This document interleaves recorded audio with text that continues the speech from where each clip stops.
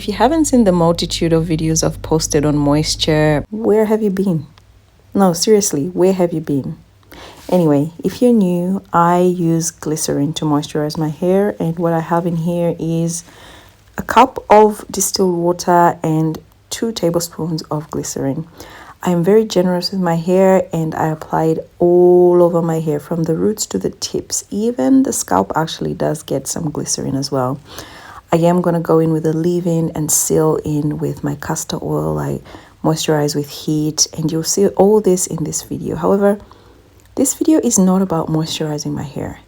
This video is a chit chat about how I will be nursing and moisture training my hair back to health after my setback with synthetic hair.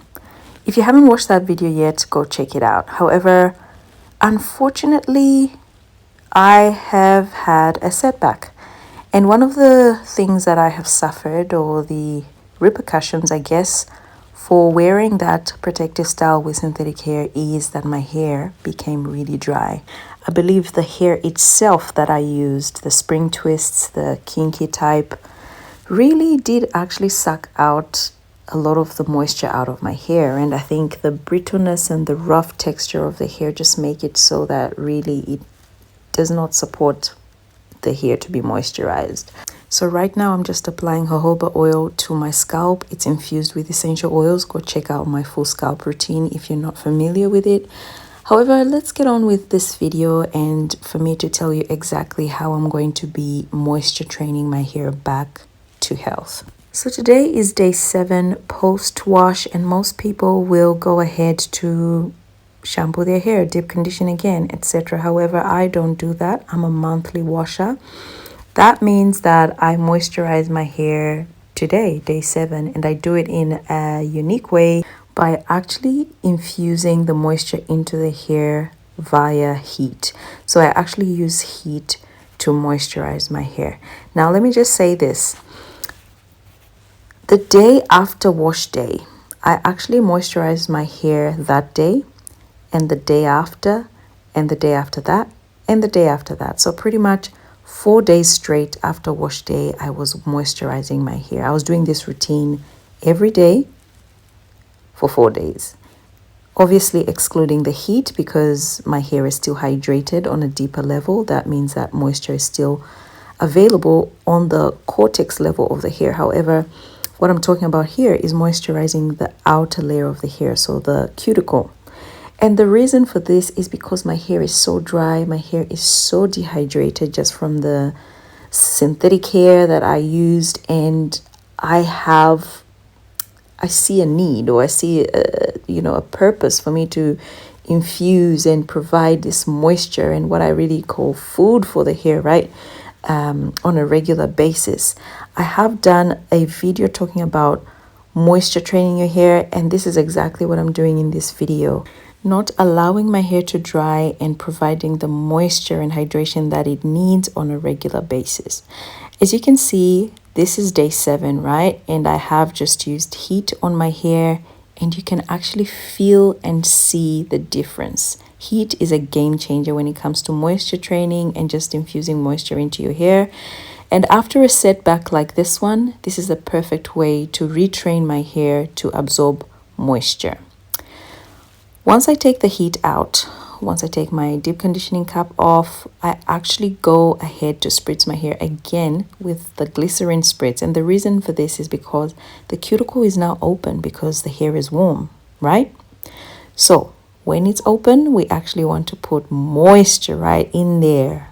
And what better way to add moisture with a humectant that's just going to keep the moisture in for way longer.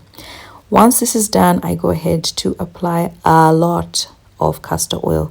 And a lot of people ask me, oh, that's a lot of product. Do you have to drench your hair in this product? Listen, this routine has come with experience. On the day, it will feel like a lot. If you've got a collar and whatever you like, there'll be product everywhere. However, you can just put your hair up in a bun. You can actually wear a headband if you need to. And in the next couple of days, your hair will actually absorb all this moisture and all these oils and leave-in conditioners. I promise you.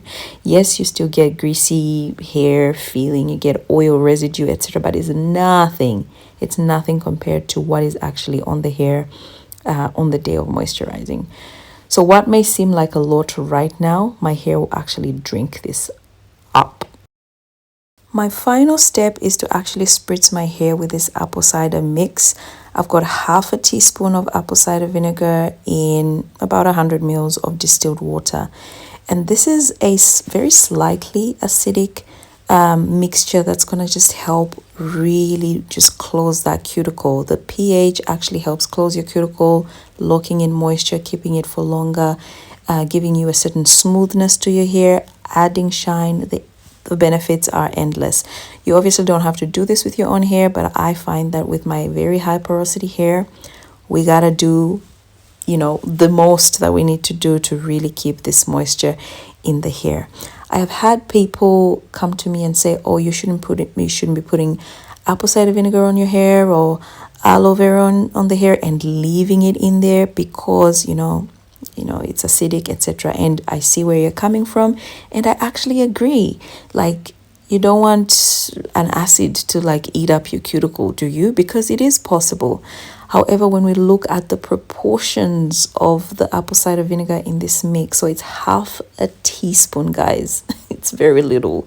Half a teaspoon to a whole 100+ ml of water. It's really nothing. So just be aware that it really does matter. The pH matters and how much of the acidic content is in the mix, just because you really don't want to damage your hair with an acidic spritz. All done and ready for another day. Girl, I cannot tell you the juice that's in here. The thing is, come tomorrow, my hair will really be feeling dry again. I hope not, but who knows? Maybe it is actually getting close to being moisture trained. Either way, I'm paying a lot of attention to my end and my hair in general, just to make sure I am not missing any cues of dryness or whatever it's trying to communicate with me, because it's crucial when you're moisture training. You don't want to give your hair any opportunity to dry. So this process I actually go and do on repeat, pretty much moisturizing as needed, using heat on day 7, day 14, day 21, cleansing my hair, deep conditioning, day 30, and repeating and moisturizing in between those weeks as required. I've done a detailed video about moisture training, and I really encourage you to watch it because it's really going to be a game changer for you. Ladies, this is how I aim to recover from my setback with the dryness from that synthetic hair, quote unquote, protective style. Girl, it wasn't really protecting anything. Let's move forward, and I hope you're enjoying the videos and making progress in your own hair journey.